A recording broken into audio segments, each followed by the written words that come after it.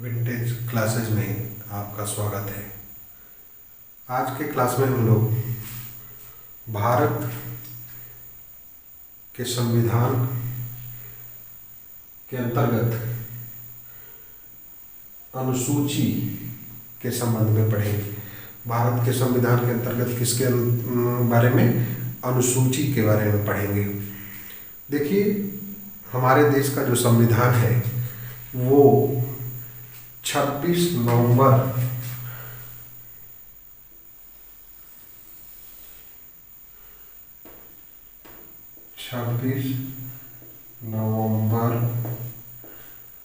1949 ये 26 नवंबर 1949 को बन के तैयार हुआ था। कब तैयार हुआ था? 26 नवंबर 1949 को। ठीक है, 26 नवंबर 1949 को जब यह बन के तैयार हुआ तो इसके कुछ जो उपबंध थे वो तुरंत लागू हो गए थे। इसके बाद 24 जनवरी 1950 इस तारीख को भारत के संविधान पर अंतिम रूप से भारत के संविधान सभा के सदस्यों का हस्ताक्षर हुआ था और इसी दिन डॉक्टर राजेंद्र प्रसाद को भारत का राष्ट्रपति बनाया गया था। 24 जनवरी 1950 को अंतिम रूप से भारत के संविधान सभा के सदस्यों का हस्ताक्षर भारत के संविधान पर हुआ था तथा 26 जनवरी 1950 को भारत का संविधान लागू हो गया था। इसी दिन से भारत को गणतंत्र घोषित किया गया और भारत एक गणतंत्र राज्य बन गया। तो इसीलिए हम लोग 26 जनवरी को गणतंत्र दिवस के रूप में मनाते हैं। अब देखना यह है कि जब संविधान बना, भारत का जब संविधान बना तो उस समय भारत के संविधान में अनुच्छेद कुल थे 395। भारत का जब संविधान बना तो 395 अनुच्छेद थे और आज भी 395 अनुच्छेद हैं। अनुसूची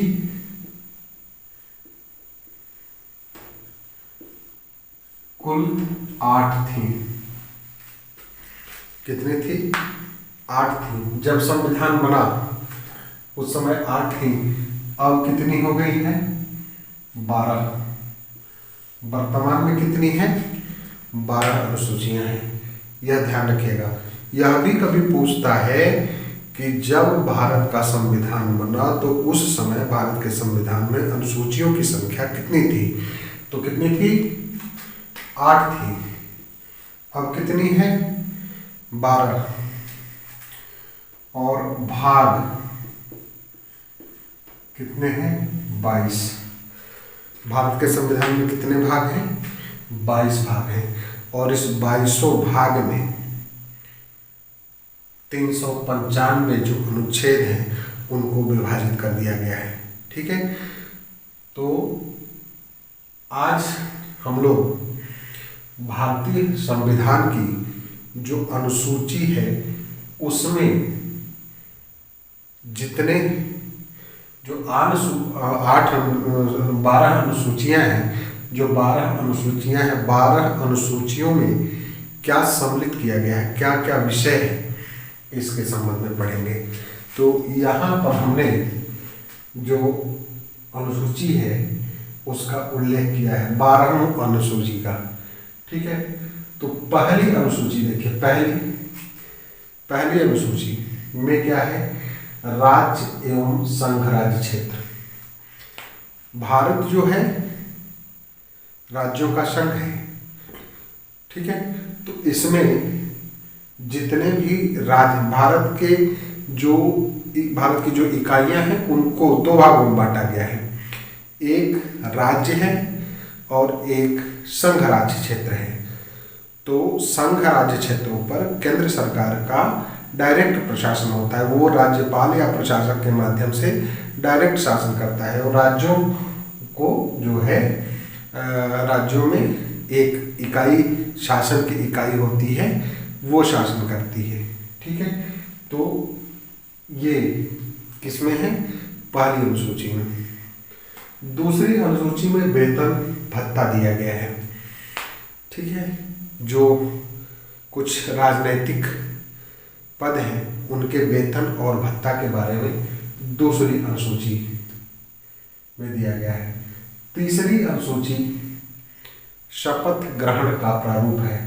शपथ ग्रहण प्रारूप, आपने यह देखा होगा कि जब भी कोई राजनैतिक पद धारण करता है तो वो शपथ लेता है।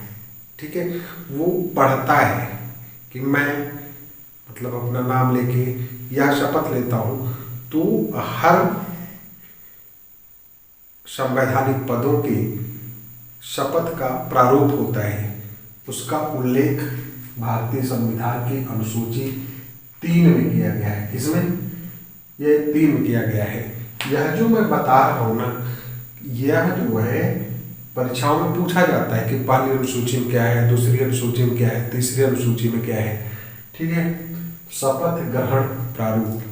चौथी जो अनुसूची है, राज्यसभा में जो स्थान है, राज्यसभा में स्थानों का आवंटन। देखिए, संसद 2 सदनों से मिलकर बनी है, लोकसभा और राज्यसभा। तो प्रत्येक राज्यों को उनकी जनसंख्या के आधार पर दोनों सदनों में स्थान दिया गया है, स्थान आवंटित किया गया है। तो राज्यसभा में जो उच्च सदन है, उसका भारतीय संसद का जो उच्च सदन है, उसमें राज्यवार जो राज्य है भारत के, उनको कितने स्थान दिए गए हैं, कितनी सीटें दी गई हैं, उसका जो है आवंटन चौथी अनुसूची के अनुसार किया गया है। चौथी अनुसूची में वो वर्णित है। 5वीं अनुसूची, अनुसूचित क्षेत्रों और अनुसूचित जनजातियों के प्रशासन व नियंत्रण के संबंध में उपबंध। देखिए, भारत में जो स्थिति थी, भारत में कुछ ऐसे क्षेत्र थे जहाँ पर अनुसूचित जाति एवं अनुसूचित जनजातियों की संख्या अधिक थी और ये बहुत पिछड़े थे। तो उनको जो है भारतीय संविधान में विशेष उपबंध दिया गया है। ठीक है, भारतीय संविधान में जो अनुसूचित जाति हैं और अनुसूचित जनजाति के लोग हैं, उनके प्रशासन और नियंत्रण के संबंध में कुछ विशेष उपबंध किया गया है। ये 5वीं अनुसूची में दिया गया है। 6ठी अनुसूची विशेष रूप से असम, मेघालय, त्रिपुरा और मिजोरम के जो जनजातीय क्षेत्र हैं उनके प्रशासन के संबंध में बताया गया है। इन 4 राज्यों के जनजातीय क्षेत्रों के प्रशासन के संबंध में उल्लेख किया गया है। जो विशेष उपबंध किया गया है वो 6वीं अनुसूची में असम, मेघालय, त्रिपुरा, मिजोरम। यह ध्यान रखिएगा कि कभी कभी इसी में दूसरा नाम, दूसरे राज्य का नाम देके पूछ लेता है कि क्या इसको भी सम्मिलित किया गया है, तो नहीं, केवल 4 राज्यों का नाम दिया गया है, असम, मेघालय, त्रिपुरा, मिजोरम। ये पूर्वोत्तर भारत के राज्य हैं तो जो है, और वहाँ जनजातीय क्षेत्र हैं जो विशेष उपबंध संविधान के द्वारा किया गया है। ठीक है, 7वीं अनुसूची। 7वीं अनुसूची में देखिए कुछ सूची दी गई है, कुछ लिस्ट दी गई है। तो 7वीं अनुसूची में 3 सूचियां दी गई हैं, संघ सूची, राज्य सूची और समवर्ती सूची। संघ सूची में 97 विषय है, राज्य सूची में 66 और समवर्ती सूची में 47 ये विषय हैं। संघ सूची के विषयों पर संघ सरकार, जो केंद्र सरकार है, उसे कानून बनाने का अनन्य अधिकार है। ठीक है। राज्य सूची के विषयों पर राज्य सरकार को है। ठीक है। समवर्ती सूची के विषयों पर संघ एवं राज्य दोनों सरकारों को कानून बनाने का अधिकार होता है। ठीक है। लेकिन 246 अनुच्छेद 246 में इसका उल्लंघन किया गया है। इसको हम लोग अनुच्छेद जब पढ़ने लगेंगे तब भी इसके बारे में पढ़ेंगे, तो विशेष हम वहाँ पढ़ेंगे। 8वीं अनुसूची में भाषाओं का उल्लेख किया गया है। 9वीं अनुसूची भूमि सुधार। अब देखिए, भारतीय संविधान जब बना था तो उस समय मात्र यही 8 अनुसूचियां थी। कौन? ये 8 अनुसूची। 9वीं अनुसूची को भारतीय संविधान के प्रथम संविधान संशोधन 1951 के तहत जोड़ा गया। कब? प्रथम संविधान संशोधन 1951 के तहत इसको क्या किया गया? जोड़ा गया, भूमि सुधार के संबंध में। फिर 10वीं अनुसूची दल परिवर्तन संबंधी कानून। ये दल बदल कानून, ठीक है, ये 52वें संविधान संशोधन 1985 में इसको जोड़ा गया। 52वें संविधान संशोधन 1985 के तहत ये इसको जोड़ा गया। और इसमें क्या किया गया कि जो संसद सदस्य थे या राज्य विधानमंडल के सदस्य थे, उनके दल बदलने पर जो निरर्हता, मतलब जो ऐसा कानून इसके तहत किया गया कि जो दल को बदलता है वो जो है उसकी सदस्यता को समाप्त करने के कुछ मानक दिए गए हैं। ठीक है। दल परिवर्तन करने पर उनकी सदस्यता को समाप्त किया जा सकता है, तो वो कानून, उस तरह का कानून, दल परिवर्तन संबंधी कानून इसमें दिया गया है। 11वीं अनुसूची 73वां संविधान संशोधन 1992, ठीक है, इसको जोड़ा गया। इसमें ग्राम पंचायतों का उल्लेख है, ग्राम पंचायतों संबंधी नियम है। इसमें 29 विषय हैं जिस पर ग्राम पंचायतें कार्य करती हैं, ग्राम पंचायत प्रशासन करती है, किस तरह से करती है, इसको जो है 11वीं अनुसूची में।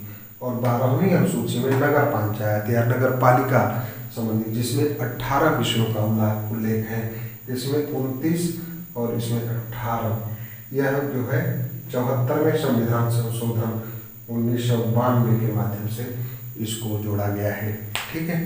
तो इस तरह से हमारे संविधान में वर्तमान में कुल कितनी अनुसूचियां हैं?